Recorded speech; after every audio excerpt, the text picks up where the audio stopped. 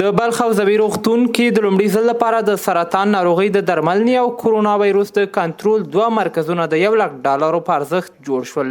د عامه روغتیا وزیر فیروز الدین فیروز چې د دې مرکزونو په پرانیسته کې برخه اخیستې وایي چې تر اوسه پورې په هیواد کې د کرونا وایروس کومه پیښه نه ده ثبت شوې او هر ډول روغتیایي چمتووالي شته څو د دې وایروس د خپرېدو مخه په افغانستان کې ونیول شي.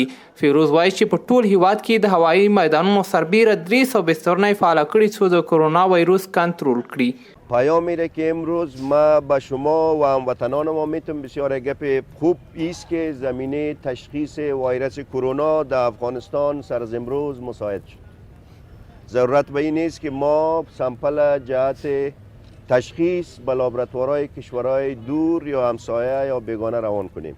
د هیواد د عامه روغتیا وزیر وایي چې هر کال په هیواد کې 60,000 کسان د سرطان په ناروغۍ اخته کیږي چې له ډلې 11,000 تنه یې خپل ژوند د لاسه ورکوي. وزیر وایي اوس د سرطان ناروغۍ درملنه په بلخ، کابل او هرات ولایتونو کې کیږي.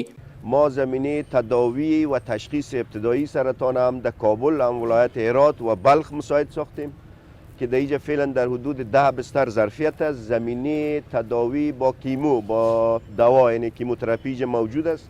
زمینه عملیات های سادهش موجود است و زمینه تشخیص بعضش هم موجود است. په ورته مهال د بلخ په ځوی روغتون کې رانسپوهان د کرونا وایروس د کنټرول په برخه کې د خپلو چمتووالو خبر ورکوي.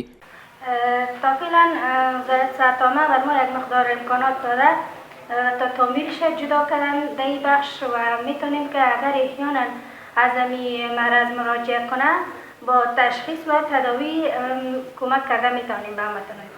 فعلا هم آمادگی به خاطر مرض که مردم به تشویش هستن به خاطر همین فعلا ما با هر قسم به هر نوع مشکلاتی که باشه ما در خدمت هستیم. کرونا وایروس اوس په نړۍ کې د خطرناکو ناروغیو له ډلې څخه ده چې میاشت وړاندې په چین کې د لومړي ځل لپاره کشف شو او ورځ تر بلې د نړۍ نورو هیوادونو ته د خپرېدو په حال کې ده. نورګل اندړوال، میلمه راډیو، مزار شریف.